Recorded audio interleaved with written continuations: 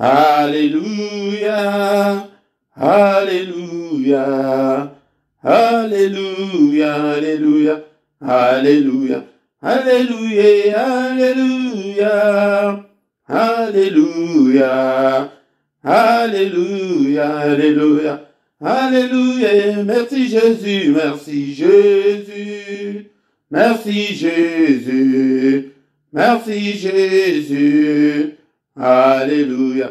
Nous te louons, nous te louons, nous te louons, nous te louons.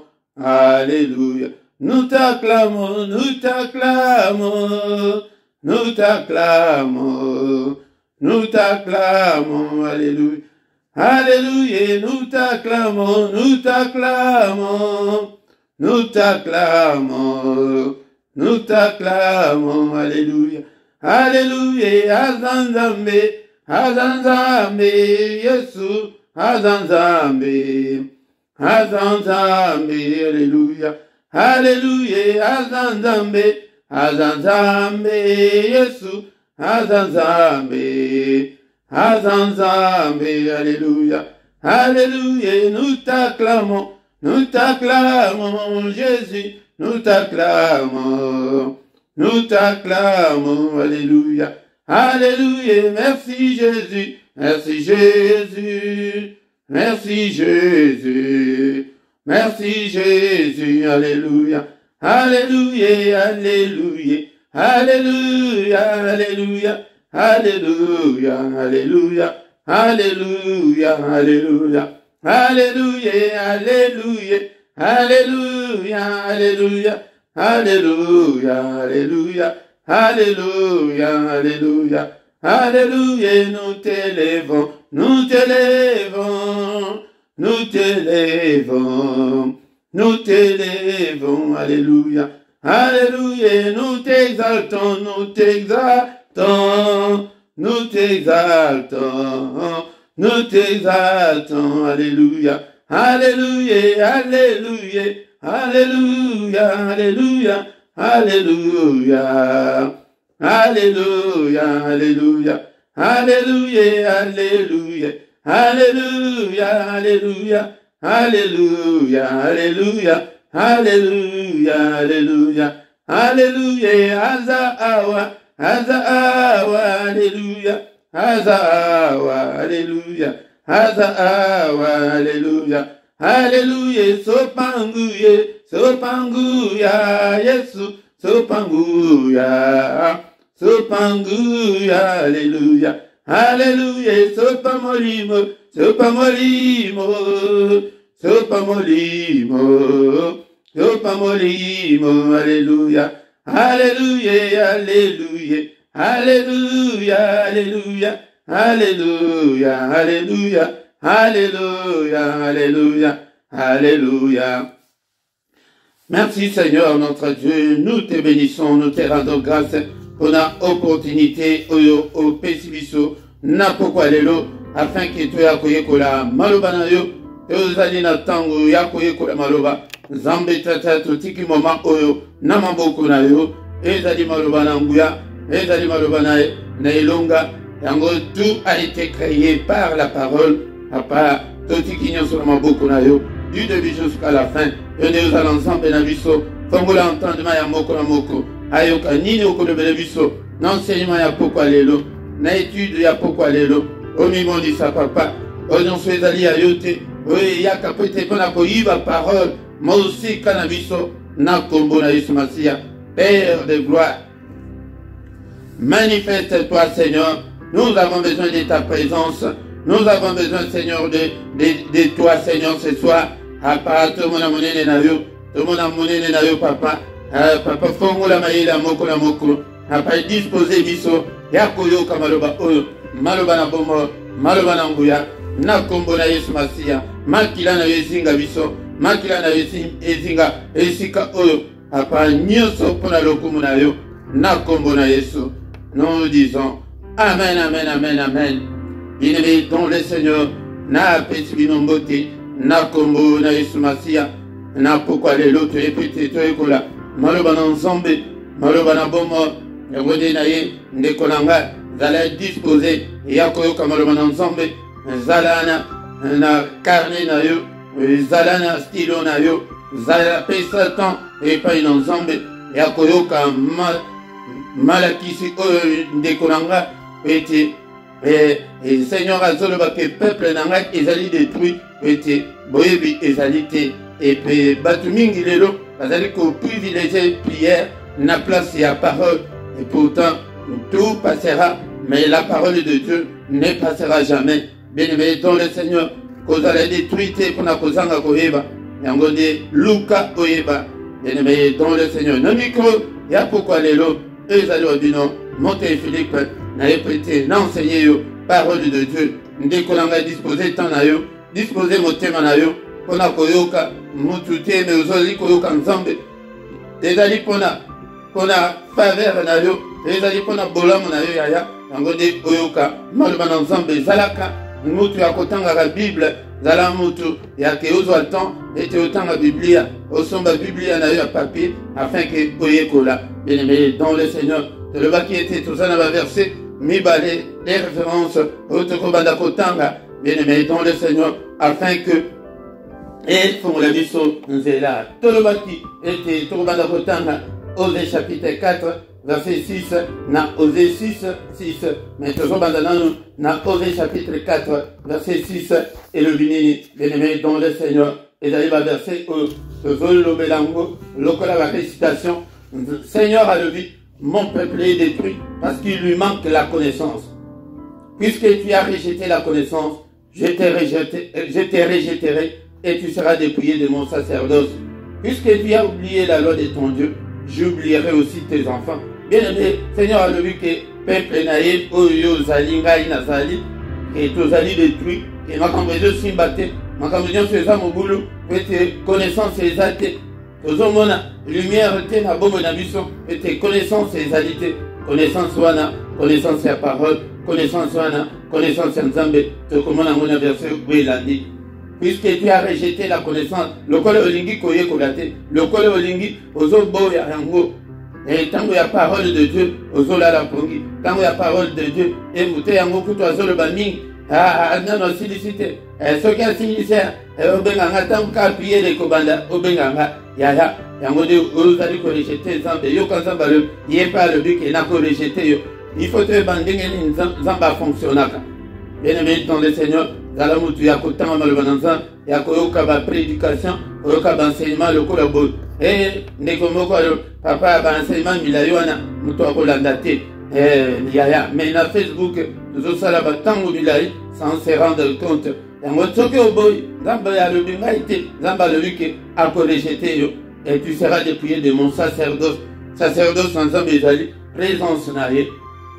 Bien-aimé dans le Seigneur alobi abaki c'est puisque tu as oublié la loi de ton Dieu j'oublierai aussi tes enfants. Obosani mibeko na nzambe na yo okomi kotambola lolenge motema na yo elingi ozotambola na motema mabe na makambo mabe nyonso yango nzambe alobi kaka yo kaka te na bana na yo akorejete bango esili kaka mpona bango te ekokende ti na 4e génération na bana na bango na bana na bango na bana oyo ya bana na bango. Bien-aimé dans le Seigneur ozali na une grande responsabilité yake esengeli te oyeba nzambe.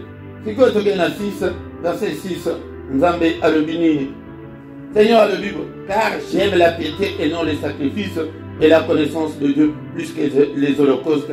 Bien-aimé nazali korapele yo maloba oyo ete obongisa nzambe alobi ke aza na posa bonzambe lelo azomona ke bonzambe eza te na bato ebele bonzambe eza te bonzambe eza ni ataka motuka na mosapi okomona ke bonzambe ezali te kende kotouche kaka na baintere na ye okomona te ke moto akochange akokoma rouge akobosana ke asambelaka bamosusu kutu balobaka oyo nakotya bible pembeni kokasa teke mpo nazosambela nakotya na bible pembeni ite yaya bonzambe eno basacrifice tozosala basacrifice ebele ya bajeune ya bapriere ya kokende bagui basacrifice wana nzambe aza na mposa nde aganye nde yo motema na yo wana yango nde nzambe aza nango mposa yango opesa motema et pas une ensemble. Et la connaissance de Dieu plus que les holocaustes. Mokoye banzambe leki nyonso yaya.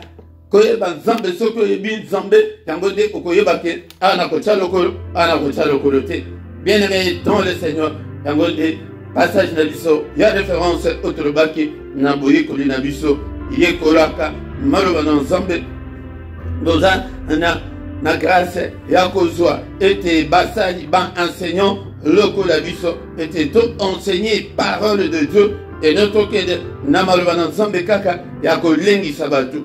Bien-aimé dans le Seigneur, la fois dernière que le belaki enlèvement de l'église les autres kolobela thème ya nini ekosalema soki en église ekozala enlevé yango de période wana babenga kango nini. Est-ce que soyo kata kombo wana bien-aimé dans le Seigneur yango de période ok elingi koloba tango ya grâce soki esili soki temps ya grâce esili yango de enlèvement ya église esalemi mais nini ekosalema tango église ekozala enlevé ekokende kokutana na Seigneur na mampata yango de pona bandeko bolandaki te rythme moke pona enlèvement ezali nini ekosalema ndenge nini elobelaki yango na mokanda ya 1 Thessalonique chapitre 4 verset 13. Nous ne voulons pas, frères, que vous soyez dans l'ignorance au sujet de ceux qui dorment, afin que vous ne vous affligez pas comme les autres qui n'ont point d'espérance. Yaya, ezali ke po totikala na ignorance te na makambo ekosalema. Yaya, tolinga te ekosalema ndenge wana. Nana yebaki ke soki moto avant corona oyo ebimela biso mutu na soki ke moto alobake maladi moko ekoya nsima ekokangisa batu bino ekosala boye tolinga tomona lokola moto ya liboma yango nde makambo ya nzambe yango nde ekomami ke esengeli ke bato botikala na ignorance te ekosalema. Bien-aimé dans le Seigneur, soki totangi ntina verset 17 okomona ete makambo nini ekosalema yango na signal donné nzambe akobeta signal na ye. Donc 1 Thessalonique chapitre 4 verset 13 tina 17 kelelo ekobeta pona ko marquer la fin ya temps ya grâce pona ko marquer début ya temps ya règne antichrist otokoye kola lelo. Bien-aimé dans le Seigneur, bato nyonso bakoyoka trompette wana te. En premier lieu, ezali baoyo bakufi kati na yeso bango nde bato bakoyoka yango.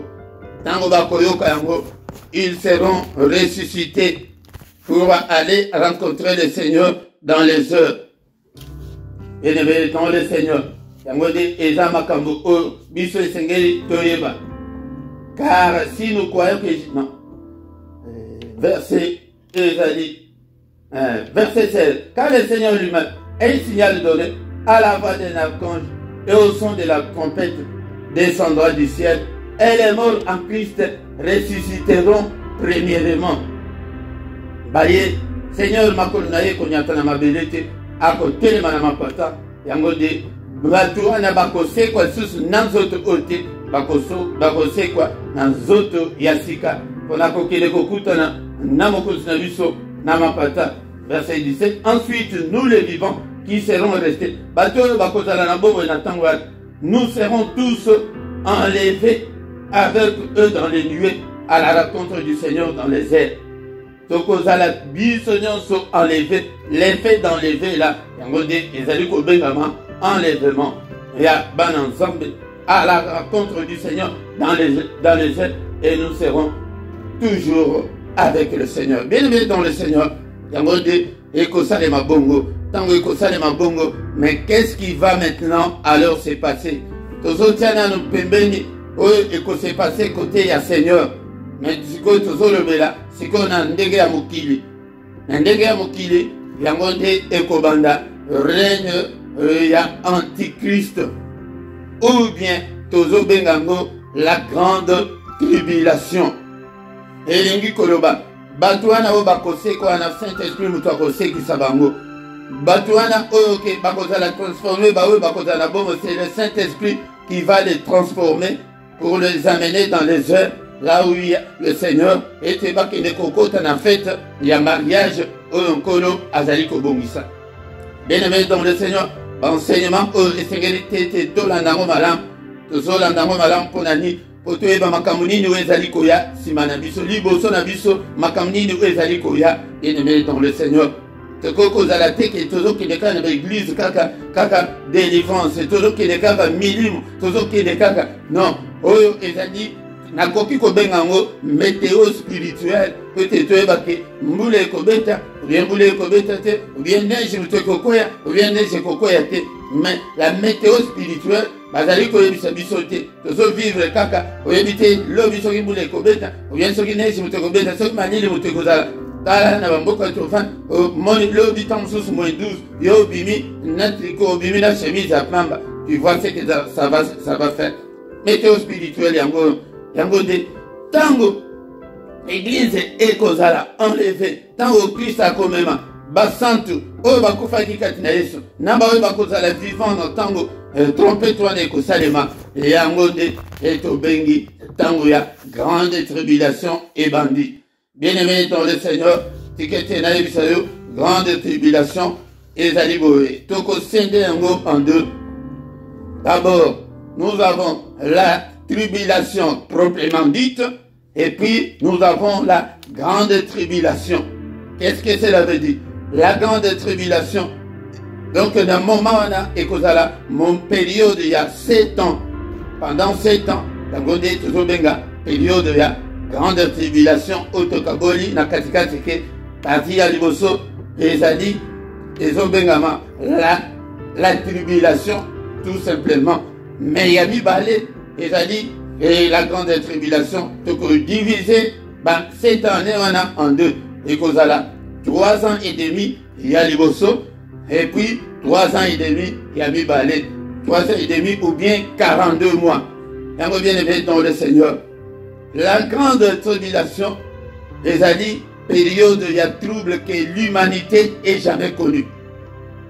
Et cause à la période moko, la période la plus sombre de l'histoire de l'humanité. Parce que le Saint-Esprit a cause à la sous-souté, bien aimé dans le Seigneur. Saint-Esprit a cause à la sous-souté, Mokili et Kotikala, sans zambe, et à ce moment-là, c'est le diable. C'est le diable qui va régner. C'est le diable qui va régner. Il y a des grande tribulation ou bien règne antichrist. Antichrist est la qui signe bien aimé dans le Seigneur. Antichrist. Et dit c'est lui qui veut être à la place de Christ. C'est lui qui veut prendre sa place. Alors ça le tout qui a la place n'arrive. Tout ça y est cola, ya. Et c'est que le commanka. Et puis ceux qui ont comité, cosonge lango, malembe. Antichrist, cela veut dire qui est contre le Christ. En d'autres termes, c'est lui qui s'oppose à Christ ou au Fils de Dieu. Ou bien d'autres termes, tokoko bengaye, le diable. Le diable, bien aimé dans le Seigneur, Tangote, Ezali, Bokonzi, Oyo, Ezali Koya, Abanda Kango, Lelote, Totanga, Biblia, bien aimé dans le Seigneur, Namkale, Esaïe, chapitre 14, versets 12 à 14. Bien aimé dans le Seigneur, celui qui Esaïe l'enseignement, Komaka, Ezanaba, verset Mingi, et en rendez Obanda Koyekola, Obanda Kotanga, Mope, Malele Malembe. Esaïe, chapitre 14, verset 12 à 14. Est-ce que vous avez une Bible là? Te voilà tombé du ciel, astre brillant, fils de l'aurore. Tu es abattu à terre, toi le vainqueur des nations.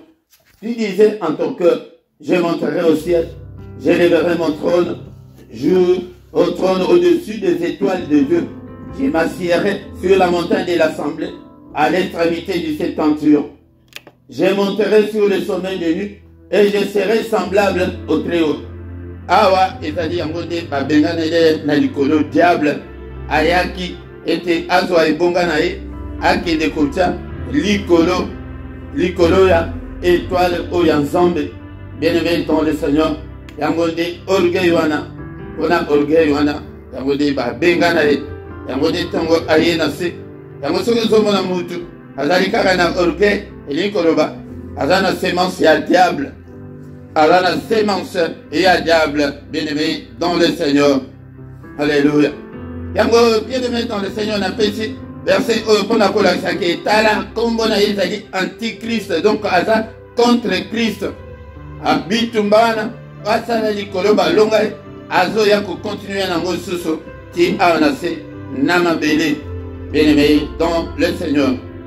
Yango la grande tribulation yango détermine na biso. Qu'est-ce que c'est la grande tribulation? Tribulation ezali moma moko oyo ya sima mikolo ezali nando yeti bien-aimé dans le Seigneur ekoya tango église ensemble ekozala enlevé.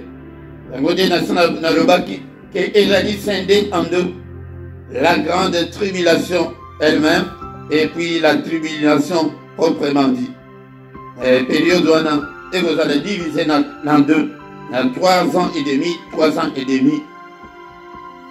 Yango tokomona yango il y a 3 ans et demi wana n'Apocalypse chapitre 13 verset 5. Et le bien-aimé dans le Seigneur. Bien-aimé dans le Seigneur, Apocalypse chapitre 13 verset 5. Et il lui fut donné une bouche qui proférait des paroles arrogantes et des blasphèmes. Et il lui fut donné le pouvoir d'agir pendant 42 mois. Yango de tolobi et première partie yango ezali kolakisaki et pendant 42 mois ezali première partie et il y a règne, il y a antichrist. Yango metoko yekola na pokwa lelo. Qu'est-ce qui va se passer na première partie? Mais na yebike faute de temps prochainement tokoya koyekola la deuxième partie oyo tangami kombo ya grande tribulation. Awa siko tokoti na tribulation, grande tribulation et ekosalema pendenge nini oyo liboso tokoyekola ya liboso ya grande tribulation et puis tokoya koyekola susu la grande tribulation. Bien-aimé dans le Seigneur, siko moyen diable asala ezali te et nini ezali ko empêcher et tozotanga des Thessaloniciens chapitre 2 verset 6 dans 7. Alléluia. Publiez le Bible et maintenant vous savez ce qui le retient afin qu'il ne paraisse qu'en son temps. Car les mystères de l'iniquité agit déjà, il faut seulement que celui qui les retient encore ait disparu.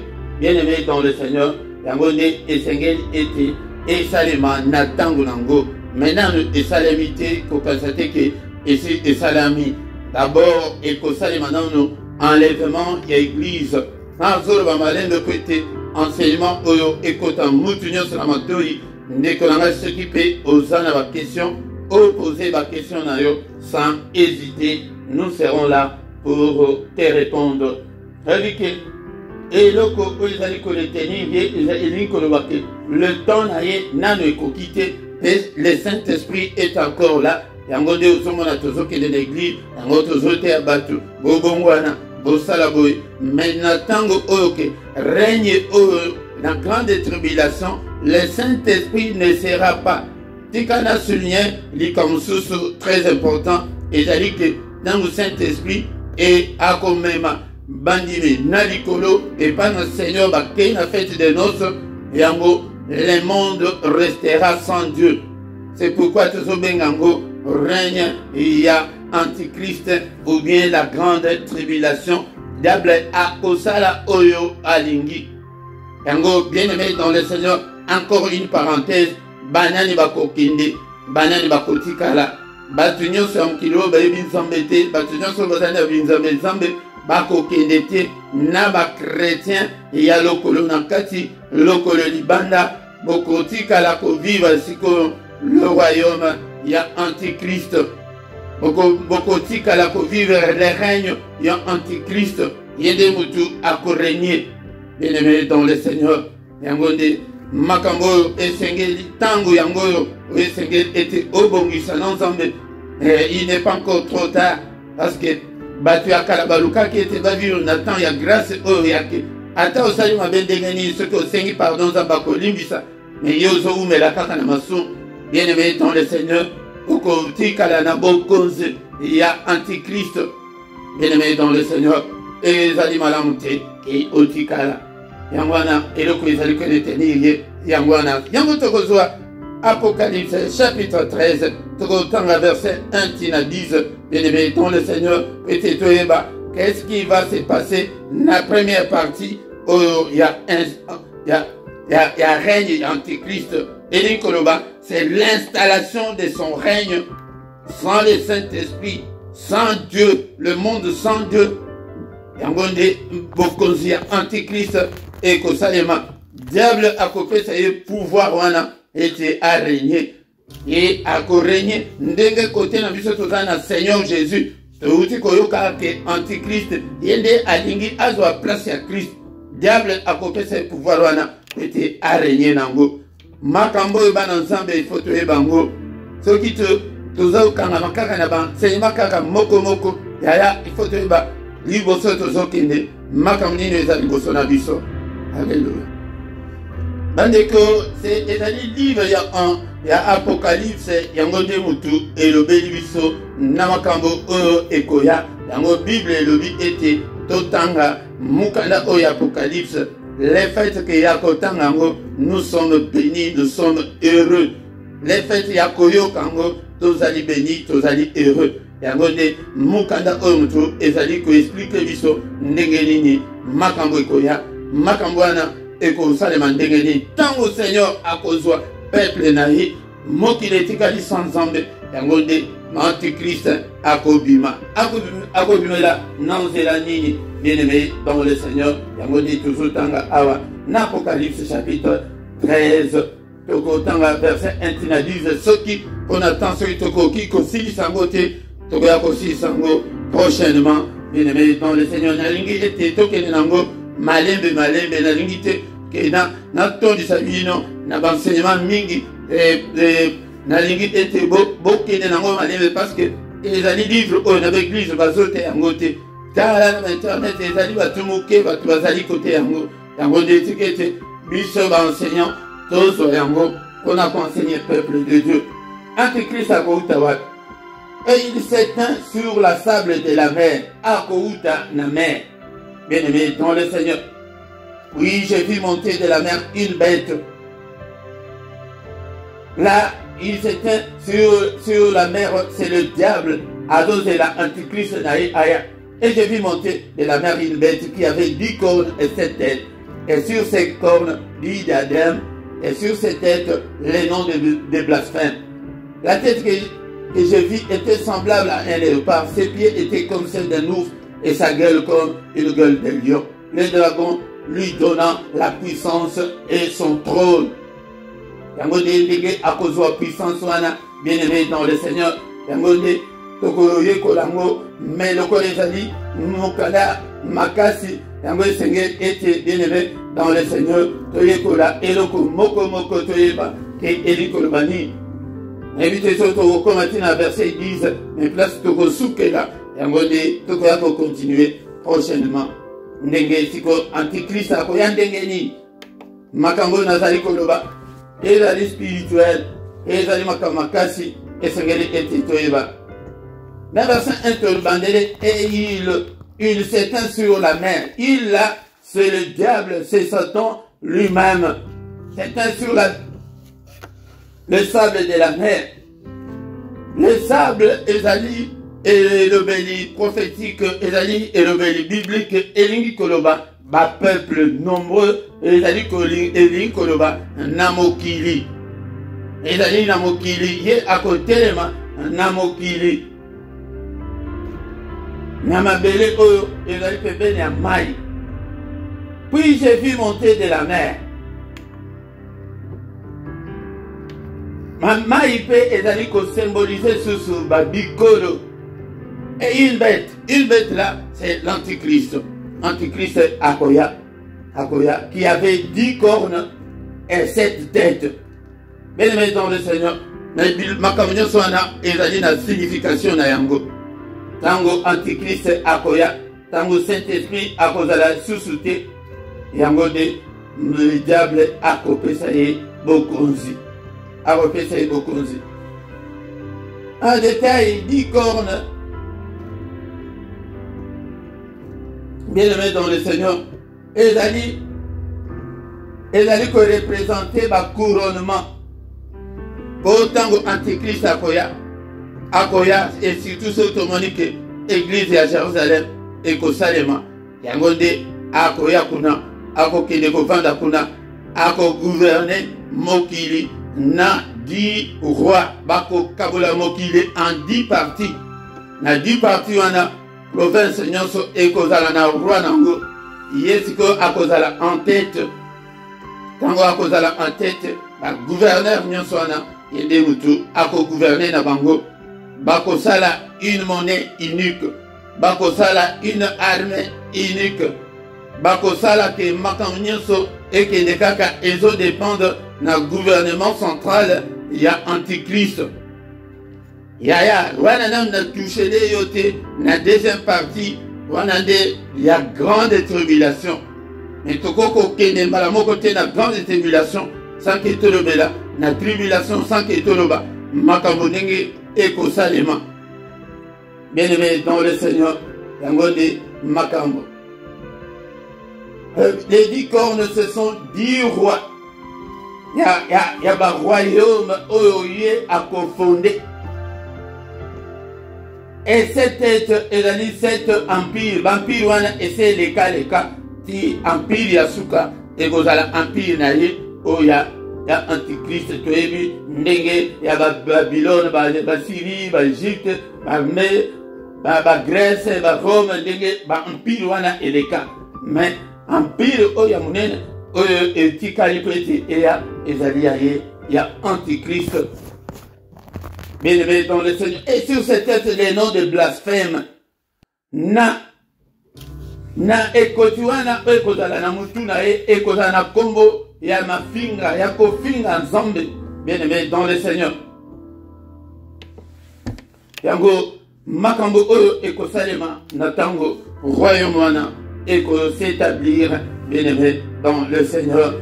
Mais tokoki kokende na ba détail ya mot par mot vraiment soki toke bongo ekozwa biso tango molayi. Mais la verset 2 le dit, la bête qui est l'antéchrist que j'ai vu était semblable à un léopard. Donc makambo so ezolo bama na Apocalypse ezana ba symbole nango, bien-aimés dans le Seigneur. Et la vampire wana ese le kawana et ses pieds comme ceux d'un ours. Et ça dit lokola vampire wana ya Médès ese le ka na Perse. Et sa gueule comme une gueule de lion. Wana dengue empire babylonien, wana dengue vampire wana ezalaki liboso. Donc il a le verset 3. Et j'ai vu l'une de ses têtes. Mutu na ye, ezali ko représenter empire ya antichrist. Pour batrusi de benga kai antichrist. Mais normalement c'est antichrist parce que les contre le Christ, il veut prendre la place de Christ. Mutuna est qui blessé, blessure wana, ouais kulus wana. Mais sa blessure mortelle fut guérie. C'est comme makamuni ezali ko salema. Et toute la terre était dans l'admiration derrière la bête. Yango nde bien aimé dans le Seigneur makambo ko salema les 3 premières années il y a grande tribulation. Ezali que mokili mobimba ba kozala sima ya bête wana. Bête wana. Ils ont dit, nous allons adorer maintenant les Christ. Et bango pe bête na bangwana dragon à sa péché pouvoir, à copéter pouvoir, yango de batu nyonso akozala simanaye. Et ils adorèrent le dragon. Mokili mobimba, peut-être mokili kotika la sans homme. Et kosale marqué, mokili nyonso et adoré dragon qui est Satan. Bonani parce qu'il avait donné l'autorité à la bête. Peut-être après ça qui autorité na bête qui est antéchrist. Et ils les adorèrent la bête, les années antéchrist, qui est en disant, qui est semblable à la bête. Donc bako kumisaye bako tombo la peut-être diable a eu autorité, a eu pouvoir apprécier. Et parce que qui peut combattre contre elle. Donc, Donc, les mango peut-être aussi comme verset 10, c'est aussi sur et en gros, prochainement, après, sous étikali, nakomanda koya nango, malembe, tito kwende, tina deuxième partie, et en gros, des moutous, et d'aller dans catastrophe, mingi, deuxième partie, il y a grande tribulation.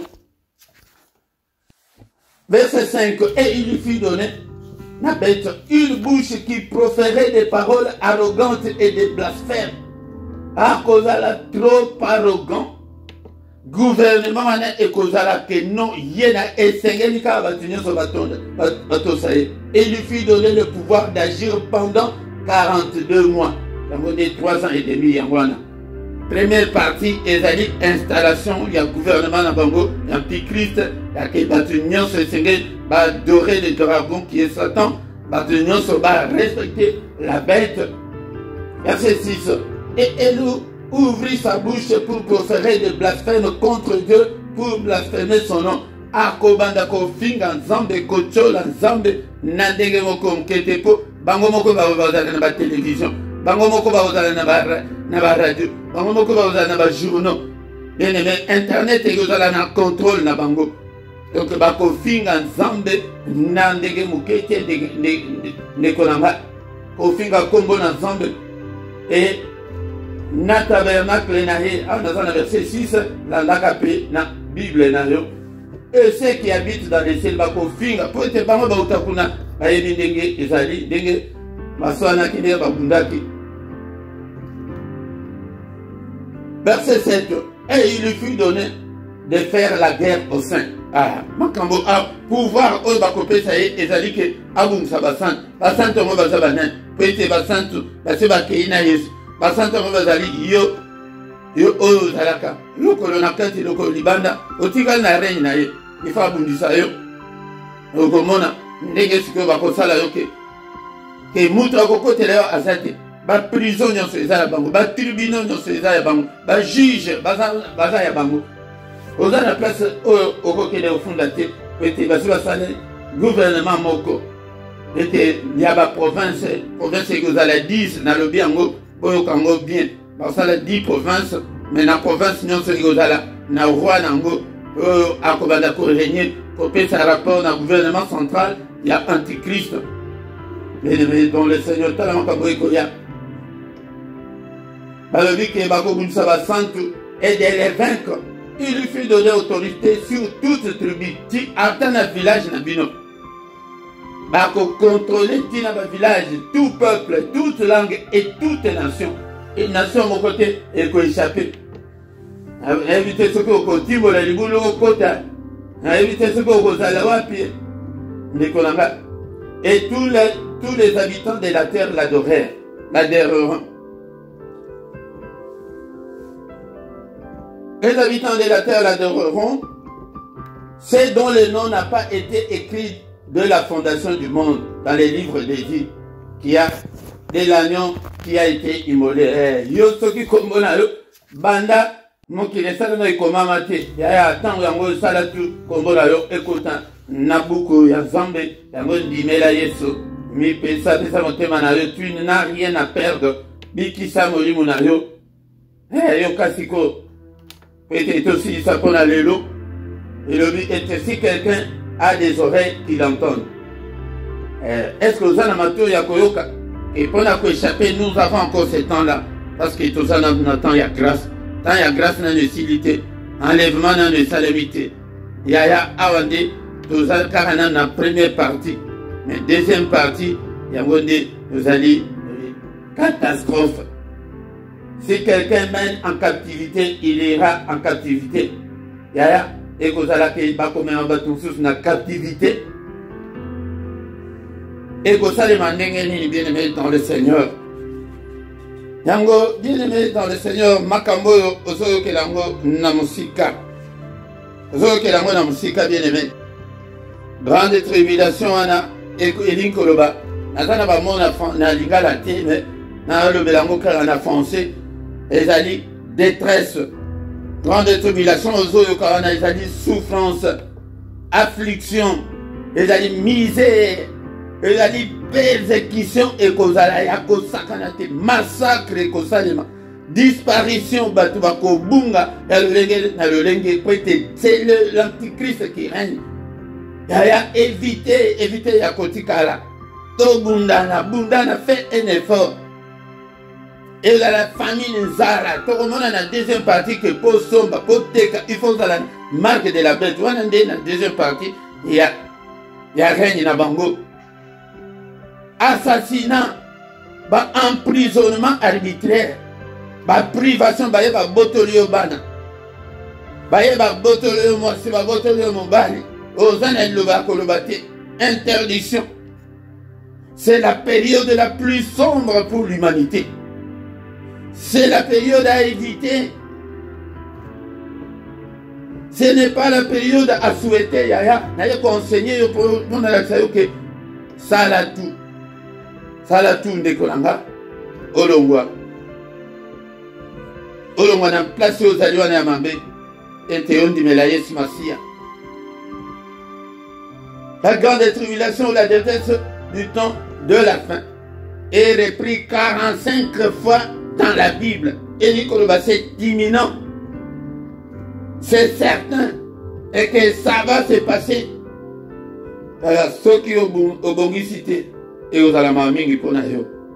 Et moi, dès qu'on a première partie, au Sukinano Awa, la princesse Etikali, Nakotala Nini, Nakola Sabino, Nasima, ok, dans la deuxième partie, il y a des tango, Mokili, Ekoya, persécution tango kokota bongo ba juif na ba chrétien no sono ba côté le melaye antichrist de ba te yote muto zakri pour akokende tina Jérusalem na temple wana ko vanda ko se proclamer que yende azali nzambe yango ndenge to uti kotanga na lobi na invité soki na verset nini o lobi que mokili nyonso il faut être ba to sayi.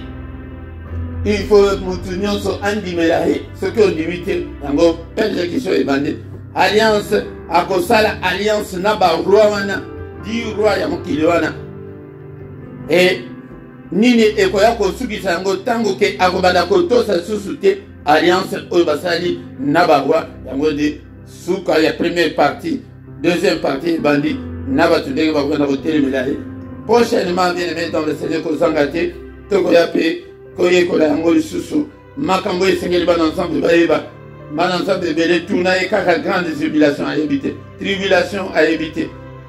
bien aimé dans le Seigneur yango de esengeli to ekola yango to mina suka ona mukolo kola dimanche oya lelo et to ko bana ko songela Matéa sango nyonso. Seigneur notre Dieu, nous te sommes infiniment reconnaissants pour ce moment favorable que tu viens de nous accorder, que toute la gloire te revienne, que tout l'honneur te revienne. Papa, jour oyo, nanti kiangola maboko na yo, omimolisa, papa, yakati na moko la moko, ignorance elongo kati na biso, to vivre monene na yo, papa to tikala te ko vivre na règne antichrist, mais to vivre na règne na yo. Et tangona, bandeko bakozala na fête kuna, mokili massacre, et ndeko nanga, souhaité kokende, kokutana na nkolo, ete makambwana yo kotikala, tokoyeba kutu te bakolongola biso kutu, mais esprit wana tokoyeba kutu te bazo massacre bato na moki. Yaya, na pamboli yo papa, na pamboli monene na yo, que toute la gloire te revienne. Au nom puissant de Jésus, nous avons ainsi prié. Amen, amen, amen, bien-aimé, dans le Seigneur. Aussi enseignement au Yapoko Lelo, et tous engagés, et puis ça fait bander comme sous tous les dimanches à partir de 17h, tous alina enseignement, Yamode, Toya, tous engagés, Nakombo na Yesu. Amen, amen, amen, amen.